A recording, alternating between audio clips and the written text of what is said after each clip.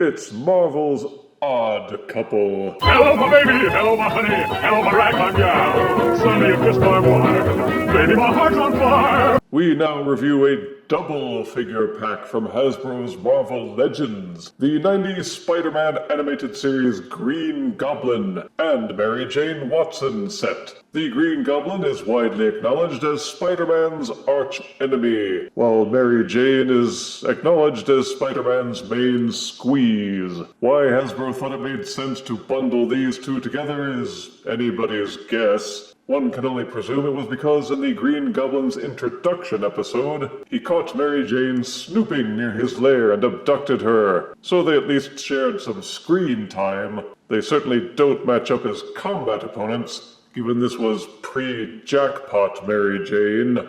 Anywho, behold the windowless box, which is cleverly done up to look like a pair of VHS cassettes, with animated series art on the front, cassette tape sleeve simulation on the side panel. Both figures are pictured on back, along with plenty of legal ease.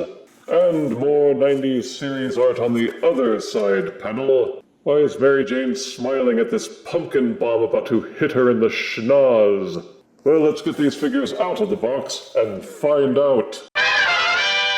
Out of box, this set comes with a pumpkin bomb accessory, the Green Goblin's Bag o' Tricks, a spare Norman Osborn face, a uniquely 90s styled goblin glider, and Mary Jane comes with a pair of replacement clenched hand fists. The Mary Jane figure is done up to resemble her 90s animated series appearance, with the flaming red hair, a pinkish-purple turtleneck, yellow blouse, blue jeans, and brown cowboy boots. Her face has a creepy, dead-eyed vapidness, like a department store mannequin. You can remove the open palm hands and replace them with the fists, but exercise caution because the plugs are very thin and could easily break. Rotate each wrist slightly until you can feel the hands start to spin freely in their pegs. That will release any stickiness and make them easier to remove by pulling and twisting gently. The Green Goblin figure is a decent plastic replica of his animated series persona, with the fanged goblin face, goofy long ears, and wearing a windsock on his noodle, sporting a green bodysuit with purple tunic, matching gloves and boots, a loose collar, and a buckled belt. Most of the sculpt work was copied from the Marvel Retro Hobgoblin figure, recolored minus the cape and hood. That means the boots especially don't match the animation model, using the Hobgoblin's folded down boots instead. They included no extra hands for this figure. He's stuck with two slightly cupped hands, which are set up to hold the dinky little pumpkin bomb accessory. It doesn't hold very well, granted. The flexible fingers don't allow for a decent grip, unless you really jam it in there. And even then it usually just pops right back out. But you can cinch it in place by using a little bit of poster putty, so it won't just roll away and get lost. Release any stickiness by rotating the head slightly back and forth until you can start to feel it move freely. Then, like with Mary J's hands, you can worry it back and forth until the head pops off. And replace it with the creepy-looking Norman Osborn head. Question is, why would you want to? The Osborn head looks silly attached to the in-costume body, and the neck parts don't even match up in terms of color. Most people will leave the goblin mask head on and cast the other one into the pit. But while the figure is headless, it makes it easier to thread on the man purse accessory. It also helps to demonstrate how pointless this little collar thingy is, and gives you a chance to ditch that as well if you wish. As for the glider, the best that can be said is that it looks like the glider from the animated series, but I never liked the way that looked. It's shaped like an inverted coffee table instead of a bat. And what kind of faceplate is this supposed to be anyway? Is it the Shredder from Teenage Mutant Ninja Turtles or something? Or a dainty little pinwheel? The figure has peg holes on the bottoms of the feet, and yet the glider doesn't have any matching pegs to plug them into. That means the only way to get him to ride the glider is to hook his Aladdin reject curled toes under the stirrups. Every time you pick up the figure, it will unhook from the glider and make him drop his only semi-decent looking gadget. And that's not all. There's a distinct concavity below the glider, giving a clear impression that it's meant to be plugged into some kind of display stand.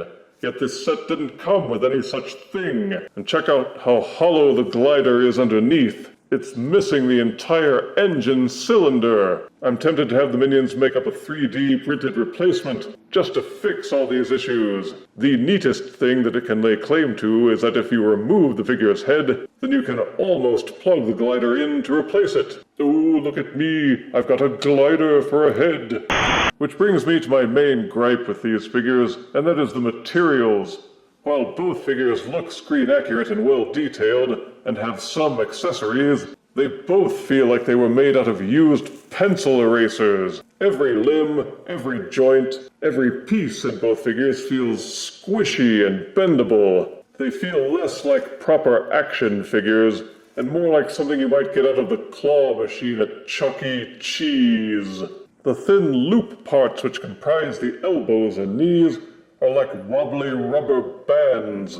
Use extreme caution when articulating these joints. These little pieces which hold the elbows and knees together are already showing stress marks on my copy, and they'll probably crack or break unless moved in a certain way, bracing the half that you don't want to move so that it can't flex, then keeping the pressure near the center of the flimsy hinge piece will keep the stress off the zones where the weak piece connects to the holding pins, and will allow you to ease the joints into the position that you want. But you shouldn't have to take a learner's course in keeping Hasbro's crappy figures from breaking just to enjoy these things. They should have used stronger materials and a different joint setup. But oh no, you can't do that if you're Hasbro. The crummy choice of materials jams a constant source of irritation and worry every time you handle these. The floppiness and weakness makes it feel like they were meant for display only, not for posing. Boo! Both figures share similar articulation and sport most or all of the joints that are used by pretty much any recently made Marvel Legends figure. The heads are ball-socketed for full rotation, for tilting forwards and backwards, or left and right. The shoulders do a full rotation, and will also splay outwards. There's an upper bicep swivel. Each elbow is double jointed. The wrists will rotate in their sockets, and they are also hinged to tilt in and out. The Goblin figure sports an ab crunch that will lean slightly forward and lean a long way back. Not to mention a 360-degree rotating waist. Each hip will kick forwards, though not backwards all the way because the butt plate gets in the way. But they are hinged to kick out, an upper thigh rotation, and the knees are double jointed to bend the leg fully back. There's a cut at mid-shin so the boots can be rotated. And you can either yank the thighs off or let them fall off on their own because of the cheap plastic. The feet feel like they're on a soft ratchet. They will click backwards and forwards slightly. They can also be tilted in and out. The Mary Jane figure is similarly articulated, but she does not have an ab crunch or waist rotation. The only way that you can manage that is by using this ball socket connection set up at mid-waist. Her head articulation is limited by this helmet hair. Go ahead and try to lean her head backwards. You can't. And it's just silly to put her into any action poses anyway. Here is the Marvel Legends Green Goblin Mary Jane Watson set, next to the spectacular Spider-Man animated series Cyber Spider Green Goblin. Here is Marvel Legends Spider-Man 90s animated series Green Goblin and Mary Jane Watson, next to Marvel Legends Red Goblin. And here is the Marvel Legends Spider-Man animated series Green Goblin and Mary Jane Watson, next to Marvel Legends The Thing. I waited until this set was on discount before picking it up, and I'm glad that I held off. Because if I'd paid full price, I'm sure I'd feel like I got rooked. Positives are show-accurate appearance for both figures. Mostly. A few accessories, clever packaging, and modern articulation. Negatives are that the figures feel cheap and rubbery, and I'm genuinely concerned about breakage, especially at the elbows and knees. The glider may be show accurate, but it still sucks. There's no way to attach it to the goblin figure, and no stand which would allow you to simulate flight for display. The Osborne head is creepy to the point that you won't want to use it, so they may as well have not even bothered. And there's simply the fact that this is such a mismatched bundle. It should have included Spider-Man himself. This set just seems like a Tinder matchup gone horribly wrong. Even on sale, I don't think these were worth the price. And I give Marvel Legends Animated Series Green Goblin Mary Jane Watson set 5 out of 10 deaths. For with cheap materials comes great disappointment. If you refuse me, honey, you lose me, then you'll be left alone. Oh, baby, tell them all, and tell me I'm your own.